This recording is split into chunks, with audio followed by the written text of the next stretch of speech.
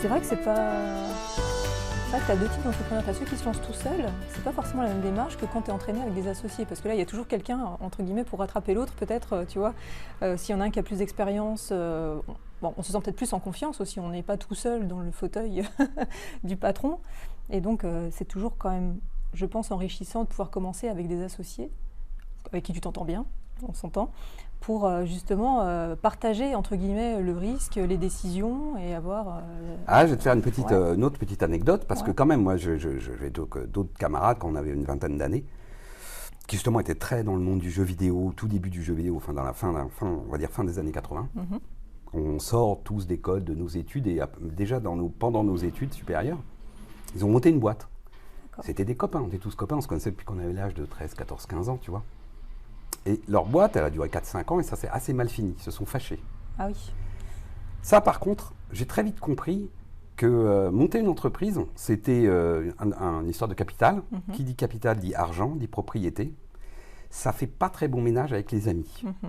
Et ce qui est drôle, c'est que par rapport à ce que tu dis, effectivement, moi, quand je me suis associé avec mes associés, c'était pas des amis. C'était des gens avec qui j'avais d'abord eu une relation de travail. D'accord. Et donc, notre relation était axée là-dessus. Il se trouve qu'avec le temps, bien évidemment, 30 ans après, on est devenus des amis par la force des choses. Mais au-delà, la relation de départ était une relation déjà posée plus dans le monde du travail que dans le monde de l'amitié. Et alors, donc, ça aide. 2, effectivement, ça m'a évité d'être tout seul, parce que par contre, ça, je ne l'aurais pas fait. Moi, je suis j'aime beaucoup la notion d'équipe, de dynamique collective.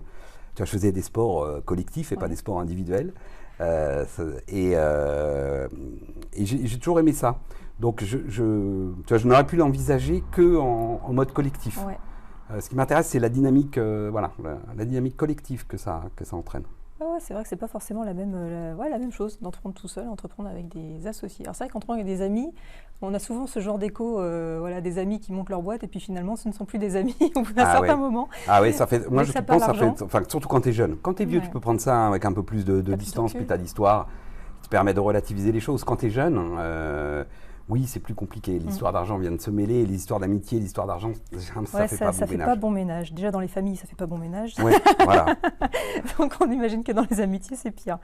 Parce que là, il n'y a même pas le lien familial pour te sauver. C'est ça, il n'y a même pas l'obligation du lien. C'est ça, il n'y a pas le lien du sang. Très bien. Alors, donc, dans ta façon d'entreprendre, donc j'imagine que tu as des valeurs, toi, qui te sont propres. Est-ce que donc, ces valeurs qui t'animent, tu profites, entre guillemets, de ton statut d'associé dans une entreprise pour essayer de les véhiculer dans ce que tu fais, ou pour toi, c'est deux choses qui peuvent être quand même assez dissociées au quotidien?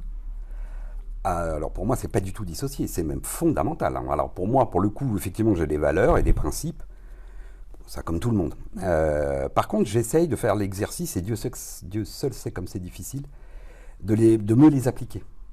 Avant même de les défendre, c'est déjà de me les appliquer. Par ailleurs, il se trouve, et ça, à nouveau, Dieu merci, mes associés les partagent. C'est-à-dire que très vite, comme on a travaillé ensemble, et qu'on a vu justement, on partageait un certain nombre de valeurs profondes, de principes. Par exemple, dans la façon dont on va déployer l'entreprise. C'est quoi un salarié, un collaborateur? Comment est-ce qu'on le gère? Qu'est-ce qu'on a envie de faire? Pourquoi on fait ça? Tout ça qui sont des valeurs assez fortes quand même de l'entrepreneuriat. Hein.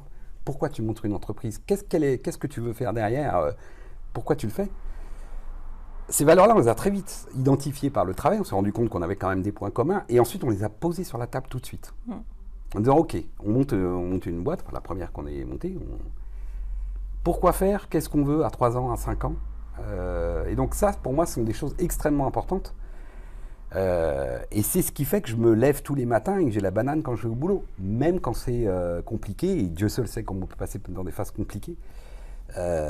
Par moment. Mais parce que je pense que je suis en accord plus ou moins quand même avec moi-même. Comme dirait l'autre, je me lève le matin quand je me rase, je me regarde dans la glace. Si tu veux, j'ai pas l'impression de renvoyer une image qui n'est pas celle que je suis ou que je véhicule. Et en tout cas qui m'est renvoyée globalement. Et donc ces valeurs-là, les valeurs, pour moi c'est extrêmement important. Et j'essaye surtout de les respecter, de les appliquer à moi avant même d'en attendre des autres, des collaborateurs, etc. D'accord. Et donc on parlait du pourquoi on crée une entreprise et justement ça contribue au socle de valeurs et aussi ça va favoriser, on va dire, l'entente avec les associés. C'est mieux de les partager, en effet. Et du coup, vous avez sans doute une vision commune. Alors, commune au moins partiellement, peut-être qu'après, il y a des petites divergences toujours autour d'une vision d'entreprise, de ce que vous voulez faire d'une entreprise. Et du coup, cette vision-là, est-ce que vous l'avez actée? Et est-ce que c'est justement plus, peut-être cette vision-là que vous essayez de communiquer? Comment vous essayez de transposer votre vision ou vos valeurs dans le quotidien de gestion de l'entreprise? Alors, oui, ça, on l'a absolument partagé. C'est même des réflexions profondes. Alors, on va être moins sur des principes philosophiques que déjà la raison pour laquelle, pourquoi est-ce que tout d'un coup, finalement, nous trois associés avons ressenti une dynamique commune, une envie commune. C'est autour d'une chose importante. Je pense que tous les trois, on aimait beaucoup l'innovation. Voilà, moi, quand j'ai commencé à travailler, le truc qui m'obnubilait le plus, c'est comment on pouvait faire mieux ce qu'on nous demandait de faire. Voilà. Et donc d'essayer de trouver des choses nouvelles façons, soit de penser les problèmes, soit de mettre en place des solutions. Voilà. Et je pense que mes deux associés, c'est la même chose. Et donc, sur ce socle-là, évidemment, après, quand tu y réfléchis, justement, on s'est associés, on avait déjà entre 25 et 30 ans quand on a commencé tout de suite, le but qu'on avait, c'était par rapport à justement de l'innovation, entre autres dans le monde de l'information, si on rentre un peu plus dans le détail de ce qu'on fait nous, qui est l'accès à l'information dite non structurée, l'information texte, les images, aujourd'hui ce qu'on appelle les images vidéo, l'information non structurée, donc pas les chiffres, les lettres.